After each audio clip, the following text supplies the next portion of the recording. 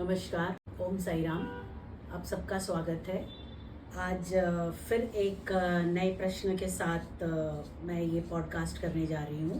प्रश्न है, क्या ईश्वर भक्ति में अलग भगवानों या सद्गुरुओं से परहेज रखना चाहिए? आजकल मैं देख रही हूँ कि जहाँ हमारे इतने अनगिनत गुरु जो तैयार हो गए हैं, वो शायद इस चीज़ का भ्रम फैला रहे हैं कि हमें सिर्फ एक ही ईश्वर को भजना चाहिए, दूसरे ईश्वर की तरफ हमें देखना भी नहीं चाहिए।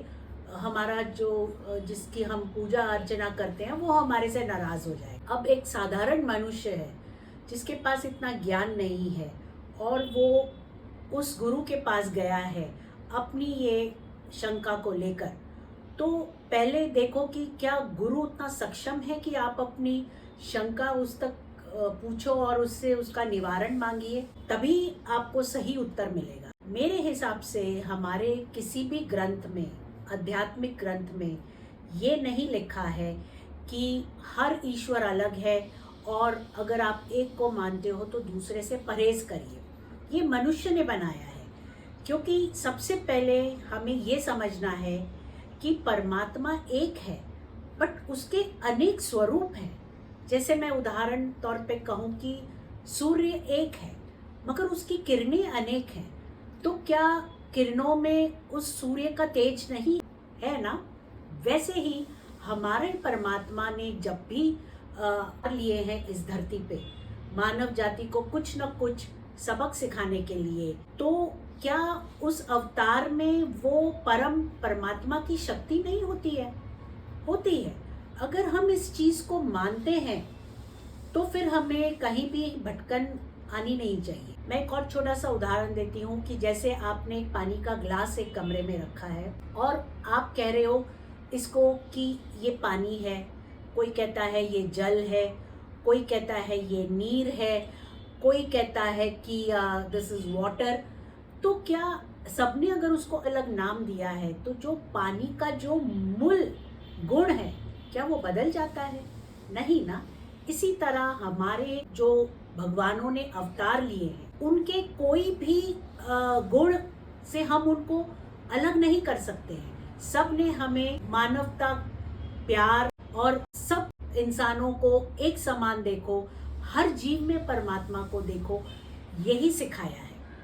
परिस्थिति चाहे कुछ भी हो, हमें बिल्कुल अपने मन पे नियंत्रण रखकर और अपने जो भी भगवान को मानते हो उस पर आस्था रखकर आगे बढ़ना है। हर एक अवतार का इस धरती पर किसी विशेष उद्देश्य से आना हुआ है और उन्होंने हमें कुछ न कुछ सिखाया ज़रूर है। अगर हम भगवान से सच्चा प्यार करते हैं तो कभी भी उनकी तुलना, प्रतिस्पर्धा नहीं होनी चाहिए। उन्हें अपनाओ। भगवान कभी भी बड़ा या छोटा नहीं होता है, वो एक समान होता है। तो अगर उनकी भक्ति करनी है हमें तो भक्ति का पहले अर्थ समझना चाहिए। भक्ति का अर्थ अपने भीतर प्रेम करना, सत्य, विनम्रता को जगाना होता है। भगवान से प्रेम करिए, ना कि उनके नाम पर विवाद मचाइए, क्योंकि विवाद शुरू होता है वहाँ भक्ति समाप्त हो जाती है और जहाँ प्रेम शुरू होता है वहाँ से ईश्वर का मिलना प्रारंभ हो जाता है। उनके गुरु, अपने जितने भी भगवान के अवतार हुए हैं, सब ने मानव जाति के कल्याण के लिए ही काम किया है। अभी जैसे मैं उदाहरण लूँ श्री राम जी का, तो राम जी जिस युग में उन्होंने अवतार लिया तो उन्होंने हमें क्या सिखाया है?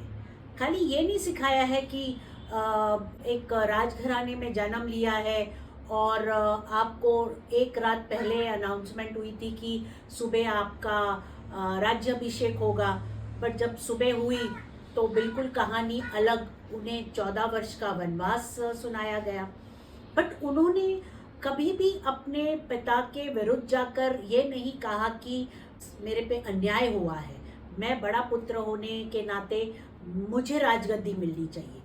तो राम जी ने बड़ी सरलता से ये सिखाया है कि मर्यादा में रहिए, अपने कर्तव्य का पालन करिए, रिश्तों का सम्मान करिए और सत्य वचन कहिए। उन्होंने अपने पिता का जो भी, उनके पिता का उस समय जो निर्णय था वो उन्होंने सर माथे पे लिया और वो चुपचाप 14 वर्ष के लिए वनवास में चले गए।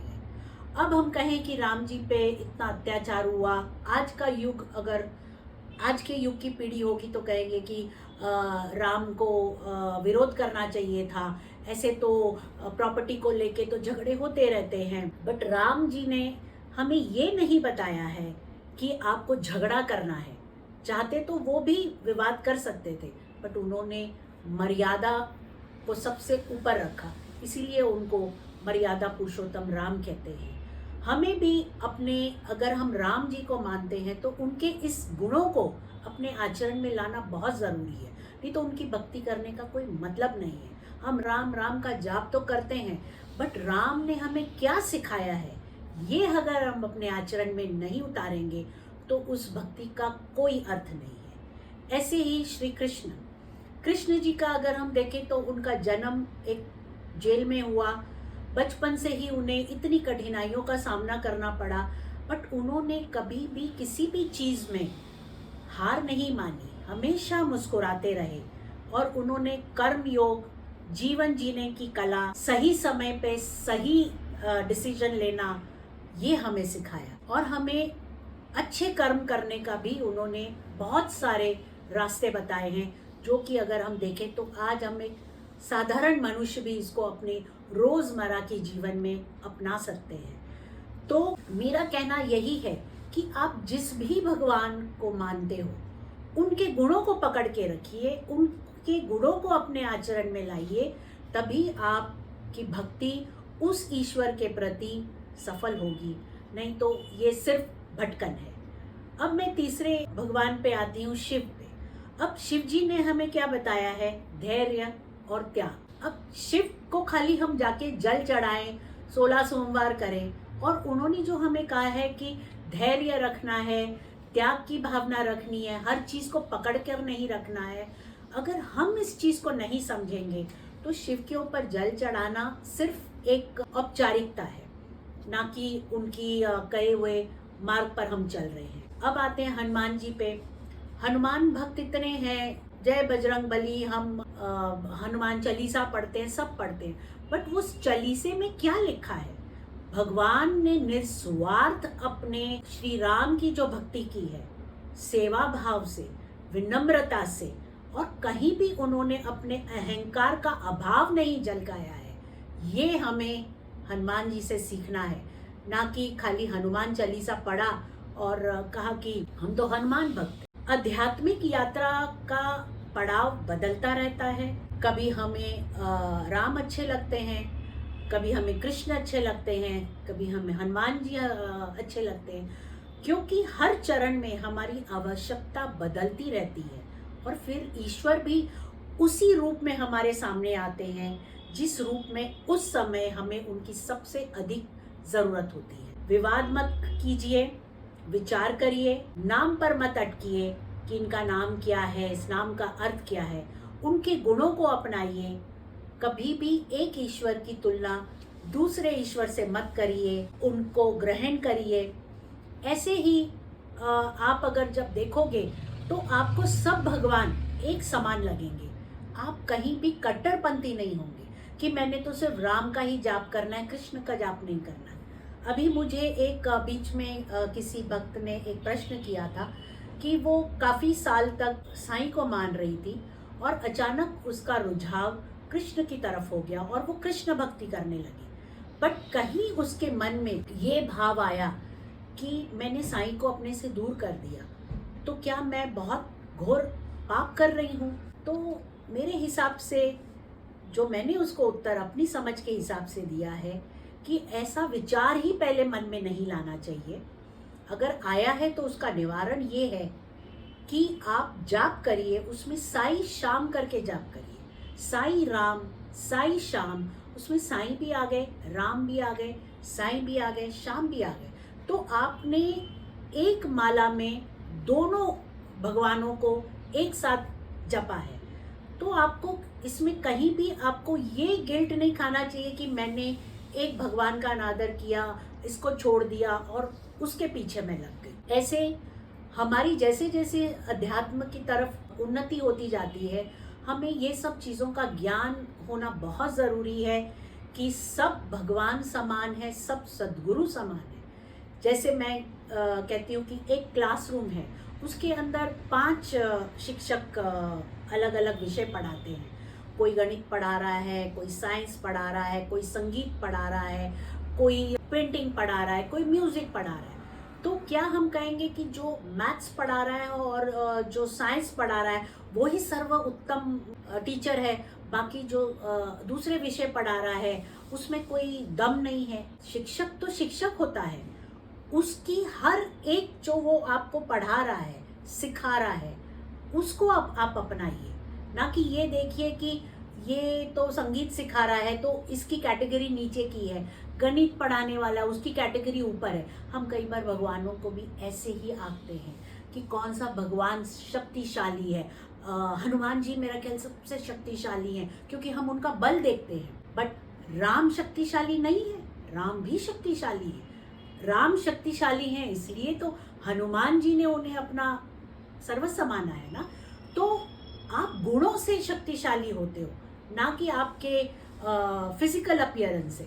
हम कई बार इसी भ्रम में रह जाते हैं और फिर उसी स्वरूप को देखना चाहते हैं जो कि हम को देखकर हमारी आंखों को अच्छा लगता है, जबकि वो वैसा नहीं होना चाहिए। ऐसे ही बात सद्गुरुओं की है। सद्गुरु भी ईश्वर के अंश हैं।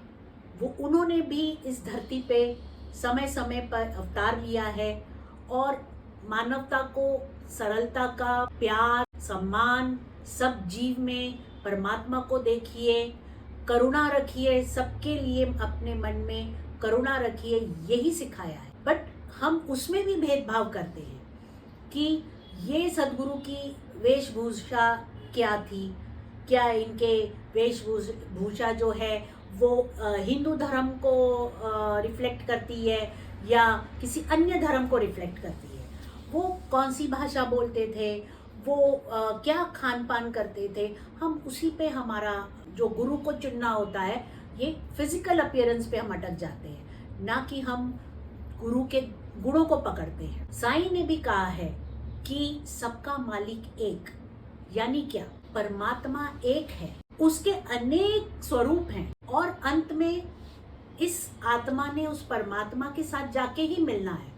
बट ऊपर जाने के रास्ते अनेक हैं। कोई इस रास्ते से जाएगा, कोई उस रास्ते से जाएगा, कोई इस स्वरूप को पकड़ के जाएगा, कोई उस स्वरूप को पकड़ के जाएगा। जाना तो ऊपर एक ही परमात्मा के पास है ना। तो मेरा सबसे यही कहना है कि आपको जो स्वरूप भाए, मन को अच्छा लगे, जिसके साथ आप बैठकर खुलकर अपनी व्याधि, अपनी परेशानी साझा कर सके, उसी स्वरूप को पकड़ लीजिए। बट इसका अर्थ ये नहीं है कि आज अगर मैं साईं को अपना सर्वस्व मानती हूँ, गुरु मानती हूँ, तो दूसरे अन्य गुरु मेरे लिए कोई मायने नहीं रखते हैं। नहीं, हर गुरु की एक विशेषता होती है, हर गुरु का सम्मान होना बहुत ज़रूरी है। तभी तो साईं ने कहा है ना, सबका मालिक एक है।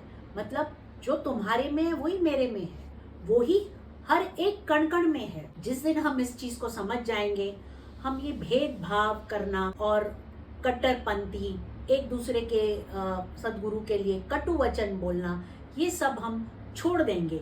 क्योंकि करने से क्या होता है कि हमारी जो भक्ति करने की जो क्षमता होती है ना, वो खोखली हो जाती है। हम सिर्फ उस समय दिखावा करने लग जाते हैं।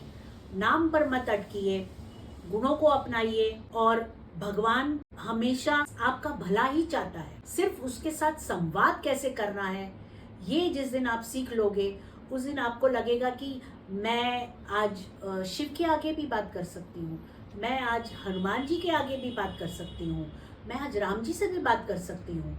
तो जैसी परिस्थिति आपके जीवन में आए, उस हिसाब से आप उस भगवान के साथ अपनी प्रॉब्लम्स को शेयर कर सकते हो। आपको कहीं और ये करने की ज़रूरत नहीं है कि राम जी कहेंगे कि अच्छा आज तुमको मर्यादा की कन्फ्यूजन है तो आज तुम मेरे पास आ गए हो, या कृष्ण कहेंगे कि आज तुम्हें कर्म कैसे करना है वो भूल गए तो आज तुम मेरे पास आए हो।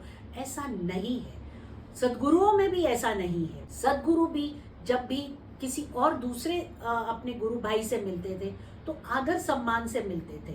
साई चरित्र में भी इसका वर्णन किया हुआ है कि जब बाबा किसी दूसरे सदगुरु को मिलते थे तो हमेशा स्नेह भाव से ही मिलते थे।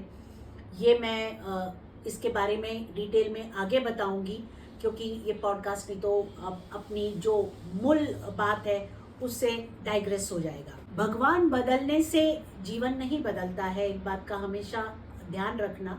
भगवान के गुण अपनाने से जीवन बदलता है। परमात्मा एक है बट उसके रूप अनेक है। राम को खाली प्रणाम करने से नहीं होता है, उसके गुणों को याद करिए।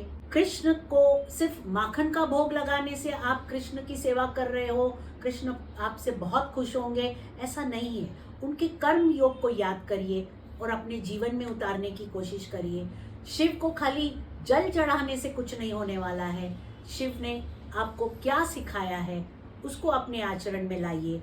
हनुमान जी को सिर्फ आप हनुमान चालीसा पढ़ के तेल चढ़ाकर और नाम जाप कर कर नहीं होगा। उन्होंने जो सरल भक्ति अपने भगवान श्री राम के प्रति जो झलकाई है, उसको अगर आप अपने जीवन में ध्यान पूर्वक, हनुमान चालीसा पढ़ते हुए भी ध्यान पूर्वक जब आप उसको एक लाइन को जब उसको समझोगे तो आपको पता लग जाएगा कि हनुमान जी ने अपने श्री राम के प्रति जो अपार प्रेम, अपार सरेंडर जिसको मैं कहूँगी, वो किया है। कई बार उनको शक्ति याद दिलानी पड़ती थी कि आप तो इतने बलवान हो, आप सब कुछ कर सकते हो, बट वो राम नाम में इतने ज़्यादा तल्लीन हो जाते थे कि वो अपने आप को कई बार बस कहते थे मैं तो एक राम भक्त हूँ।